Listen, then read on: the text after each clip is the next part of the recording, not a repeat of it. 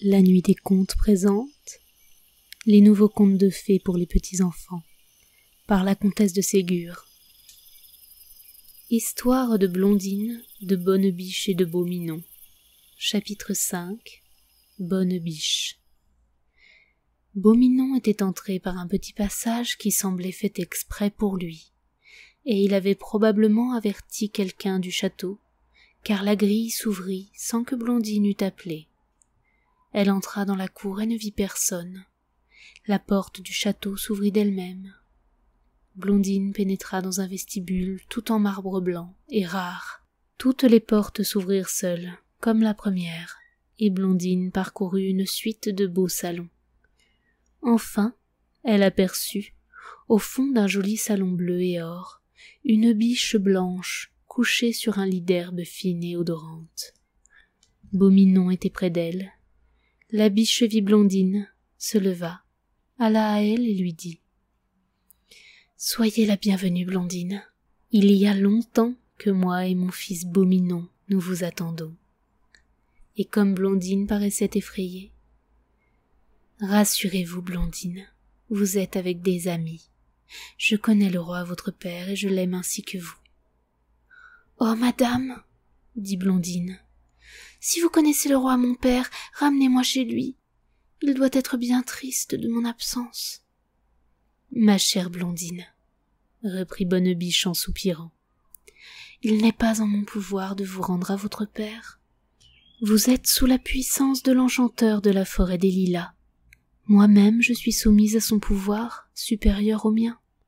Mais je puis envoyer à votre père des songes qui le rassureront sur votre sort et qui lui apprendront que vous êtes chez moi. »« Comment, madame ?» s'écria Blondine avec effroi. « Ne reverrai-je jamais mon père, mon pauvre père que j'aime tant ?»« Chère Blondine, ne nous occupons pas de l'avenir. La sagesse est toujours récompensée. Vous reverrez votre père, mais pas encore. En attendant, soyez docile et bonne. Beauminon et moi, nous ferons tout notre possible pour que vous soyez heureuse. » Blondine soupira et répandit quelques larmes. Puis elle pensa que c'était mal reconnaître la bonté de Bonnebiche que de s'affliger d'être avec elle. Elle se contint donc et s'efforça de causer gaiement. Bonnebiche et Beauminon la menèrent voir l'appartement qui lui était destiné. La chambre de Blondine était toute tapissée de soie rose brodée en or. Les meubles étaient en velours blanc, brodés admirablement avec les soies les plus brillantes. Tous les animaux, les oiseaux, les papillons, les insectes y étaient représentés. Près de la chambre de Blondine était son cabinet de travail. Il était tendu en damas bleu de ciel, brodé en perles fines. Les meubles étaient en moire d'argent, rattachés avec de gros clous en turquoise. Sur le mur étaient accrochés 2 magnifiques portraits représentant une jeune et superbe femme et un charmant jeune homme. Leur costume indiquait qu'ils étaient de race royale. « De qui sont ces portraits, madame ?» demanda Blondine à Bonnebiche. « Il m'est défendu de répondre à cette question, chère Blondine. Plus tard vous le saurez. Mais voici l'heure du dîner. Venez, Blondine, vous devez avoir appétit. » Blondine, en effet, mourait de faim. Elle suivit Bonnebiche et entra dans une salle à manger où était une table servie bizarrement. Il y avait un énorme coussin en satin blanc, placé par terre pour Bonnebiche. Devant elle, sur la table, était une botte d'herbes choisies, fraîche et succulente. Près des herbes était une auge en or, pleine d'une eau fraîche et limpide. En face de Bonnebiche était un petit tabouret élevé pour Beauminon. Devant lui était une écuelle en or, pleine de petits poissons frits et de bécassines. À côté, une jatte en cristal de roche, pleine de lait tout frais. Entre Bonnebiche et Beauminon était le couvert de Blondine. Elle avait un petit fauteuil en ivoire sculpté, garni de velours nacara, rattaché avec des clous en diamant. Devant elle était une assiette en or ciselé, pleine d'un potage délicieux de gélinottes et de bec-figues. Son verre et son carafon étaient taillés dans un cristal de roche. Un petit pain mollet était placé à côté d'une cuillère qui était en or ainsi que la fourchette. La serviette était en bastite si fine qu'on n'en avait jamais vu de pareille. Le service de table se faisait par des gazelles qui étaient d'une adresse merveilleuse. Elles servaient, découpaient et devinaient tous les désirs de Blondine, de Bonne Biche et de Beau Minon. Le dîner fut exquis. Les volailles les plus fines, le gibier le plus rare, les poissons les plus délicats, les pâtisseries, les sucreries les plus parfumées. Blondine avait faim. Elle mangea de tout et trouva tout excellent. Après le dîner, Bonne Biche et Beau Minon menèrent Blondine dans le jardin. Elle y trouva les fruits les plus succulents et des promenades charmantes.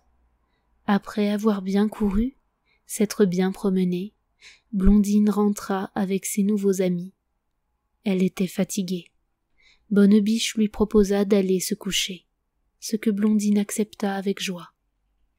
Elle entra dans sa chambre à coucher, où elle trouva 2 gazelles qui devaient la servir. Elles la déshabillèrent avec une habileté merveilleuse, la couchèrent et s'établirent près du lit pour la veiller. Blondine ne tarda pas à s'endormir, non sans avoir pensé à son père et sans avoir amèrement pleuré sur sa séparation d'avec lui.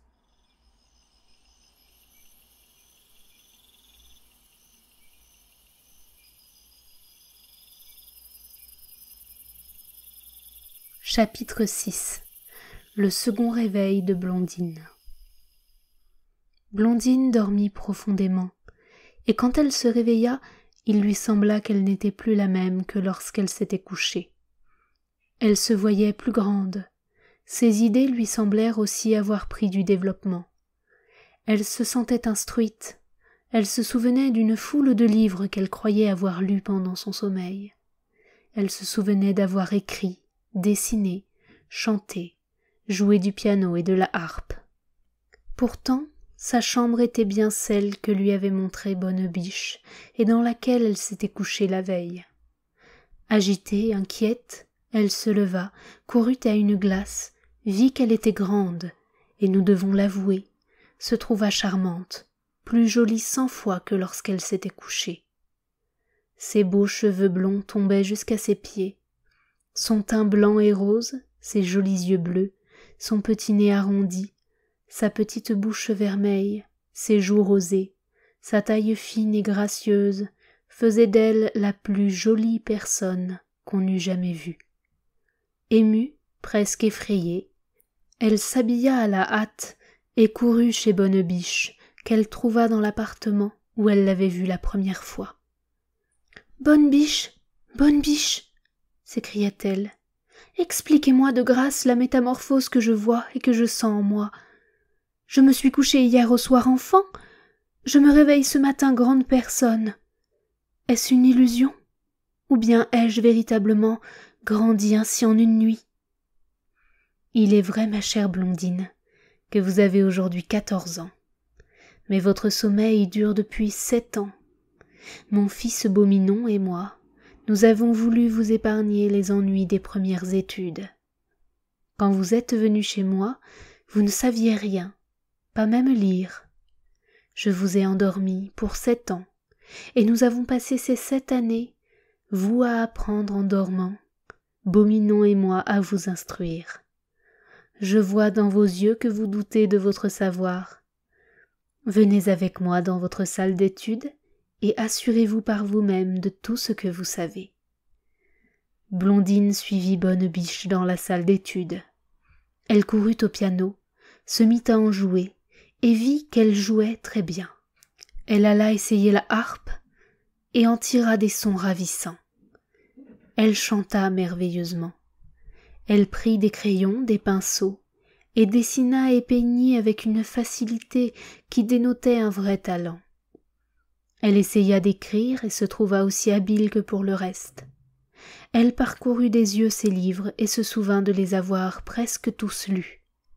Surprise, ravie, elle se jeta au cou de Bonne Biche, embrassa tendrement Beau Minon et leur dit « Oh, mes bons, mes chers, mes vrais amis, Que de reconnaissance ne vous dois-je pas pour avoir ainsi soigné mon enfance, développé mon esprit et mon cœur.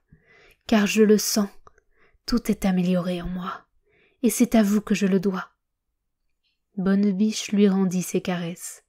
Beau Minon lui léchait délicatement les mains. Quand les premiers moments de bonheur furent passés, Blondine baissa les yeux et dit timidement: « Ne me croyez pas ingrate, mes bons et excellents amis. Si je demande d'ajouter un nouveau bienfait à ceux que j'ai reçus de vous, dites-moi, que fait mon père? Pleure-t-il encore mon absence? Est-il heureux depuis qu'il m'a perdue? Votre désir est trop légitime pour ne pas être satisfait.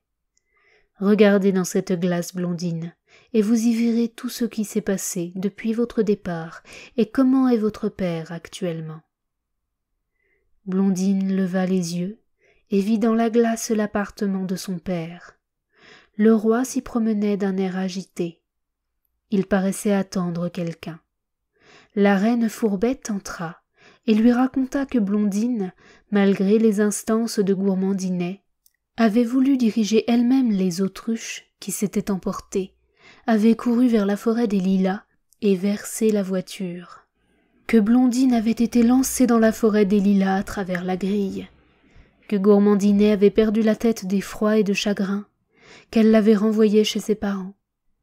Le roi parut au désespoir de cette nouvelle. Il courut dans la forêt des Lilas, et il fallut qu'on employât la force pour l'empêcher de s'y précipiter à la recherche de sa chère Blondine. On le ramena chez lui, où il se livra au plus affreux désespoir, appelant sans cesse sa Blondine, sa chère enfant. Enfin, il s'endormit et vit en songe Blondine dans le palais de Bonne Biche et de Beau Minon. Bonne Biche lui donna l'assurance que Blondine lui serait rendue un jour, et que son enfance serait calme et heureuse. La glace se ternit ensuite, tout disparut. Puis elle redevint claire, et Blondine vit de nouveau son père. Il était vieilli. Ses cheveux avaient blanchi. Il était triste. Il tenait à la main un petit portrait de Blondine, et le baisait souvent, en répandant quelques larmes. Il était seul. Blondine ne vit ni la reine, ni Brunette. La pauvre Blondine pleura amèrement. « Pourquoi, dit-elle, mon père n'a-t-il personne près de lui? Où sont donc ma sœur Brunette et la reine ?»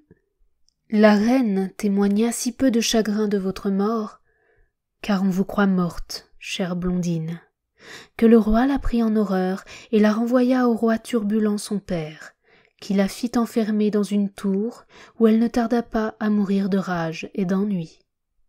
Quant à votre sœur Brunette, elle devint si méchante, si insupportable, que le roi se dépêcha de la donner en mariage l'année dernière au prince Violent, qui se chargea de réformer le caractère méchant et envieux de la princesse Brunette. Il la maltraite rudement. Elle commence à voir que sa méchanceté ne lui donne pas le bonheur, et elle devient un peu meilleure. Vous la reverrez un jour, et vous acheverez de la corriger par votre exemple. » Blondine remercia tendrement Bonne Biche de ces détails.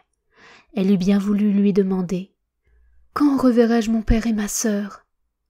Mais elle eut peur d'avoir l'air pressé de la quitter et de paraître ingrate. Elle attendit donc une autre occasion pour faire cette demande. Les journées de Blondine se passaient sans ennui, parce qu'elle s'occupait beaucoup, mais elle s'attristait quelquefois. Elle ne pouvait causer qu'avec Bonne Biche, et Bonne Biche n'était avec elle qu'aux heures des leçons et des repas. Beau Minon ne pouvait répondre et se faire comprendre que par des signes. Les gazelles servaient Blondine avec zèle et intelligence, mais aucune d'elles ne pouvait parler. Blondine se promenait, accompagnée toujours de Beau Minon qui lui indiquait les plus jolies promenades, les plus belles fleurs. Bonne Biche avait fait promettre à Blondine que jamais elle ne franchirait l'enceinte du parc et qu'elle n'irait jamais dans la forêt. Plusieurs fois Blondine avait demandé à Bonne Biche la cause de cette défense. Bonne Biche avait toujours répondu en soupirant. « Ah, Blondine, ne demandez pas à pénétrer dans la forêt. C'est une forêt de malheur. Puissiez-vous ne jamais y entrer. Quelquefois, Blondine montait dans un pavillon qui était sur une éminence au bord de la forêt. Elle voyait des arbres magnifiques, des fleurs charmantes, des milliers d'oiseaux qui chantaient et voltigeaient comme pour l'appeler.